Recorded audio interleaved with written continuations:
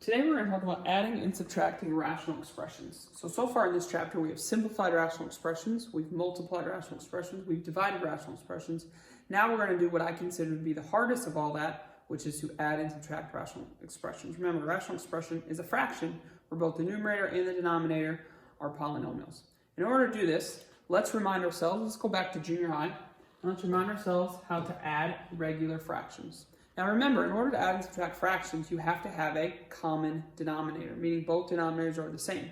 So 2 over 11 plus 5 over 11. When they are the same, remember you keep the denominator the same, so it stays 11. And then all you do is you combine the two numerators. So either add them or subtract them based upon what it wants you to do. So it's a plus, it's an addition problem, 2 plus 5 is 7. So it's 7 over 11. The key is to keep the denominator the same, and they have to have a common denominator. You cannot add or subtract fractions together that have different denominators. They have to have the same denominator. Make sure your answer is in simplest form. Always make sure it's in simplest form, which this one is 2/7. We're going to do today's lesson where we're adding and subtracting rational expressions the same way as this. You have to have a common denominator.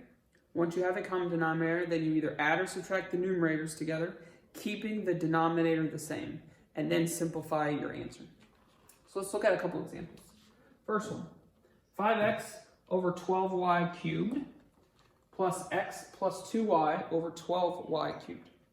So our denominators are the same. That's good, which means then I can add them or subtract the numerator. So now I have the numerators and I'm adding them.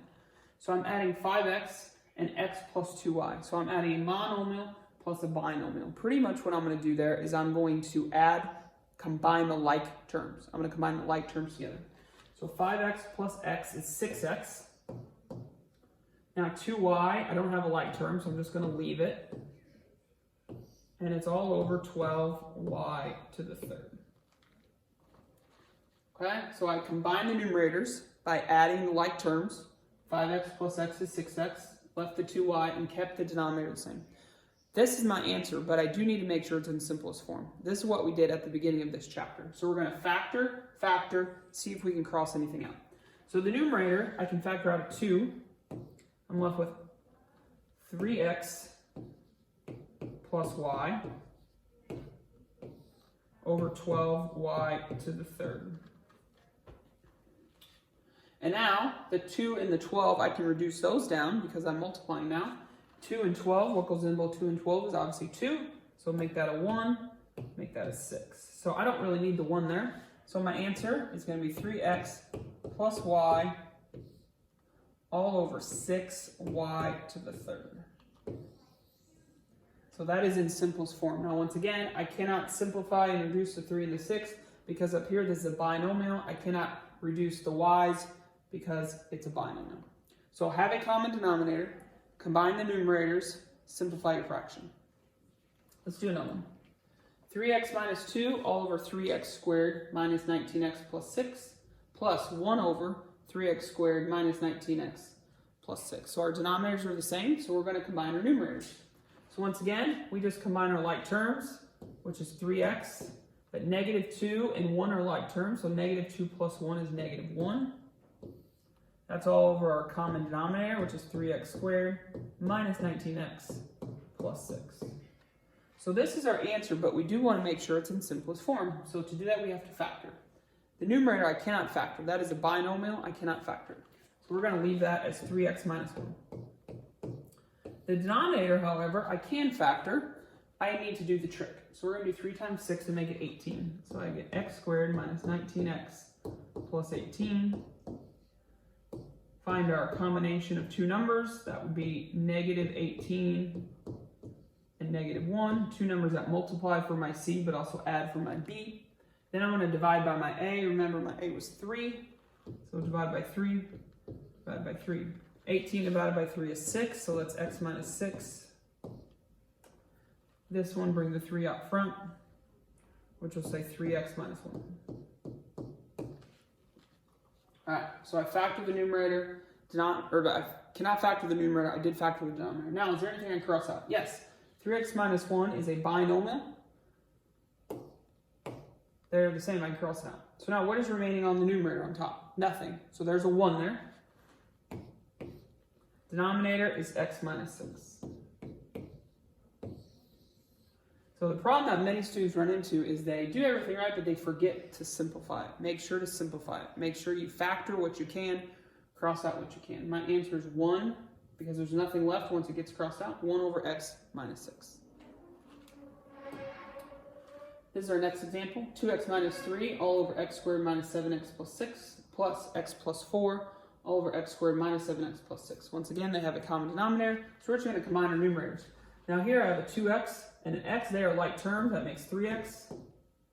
Negative 3 plus 4. Negative 3 plus 4 is positive 1. Keep the denominator the same. Now I need to simplify and put my fraction in simplest form. I cannot factor the numerator. I can factor the denominator. There is no a. So I'm looking for two numbers that work, x minus 6, x minus 1. Two numbers that multiply for 6, add for negative 7. Now, is there anything I can cross out? No, nothing is common. So this is my answer. So just because you can factor it does not mean that you can cross anything out. It does not mean it's not in simplest form. So try to factor it. I did factor it. Nothing can be crossed out. We're going to leave it like that. Last question.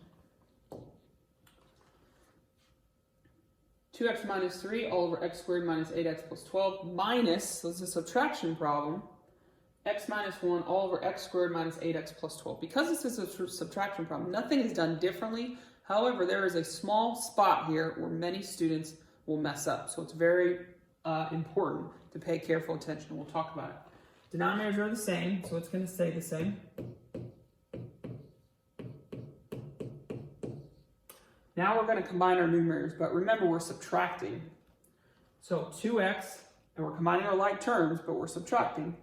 2x minus x. So 2x minus 1x is just x, right? 2 minus 1 is 1. 2x minus x. Now, negative 3 minus negative 1.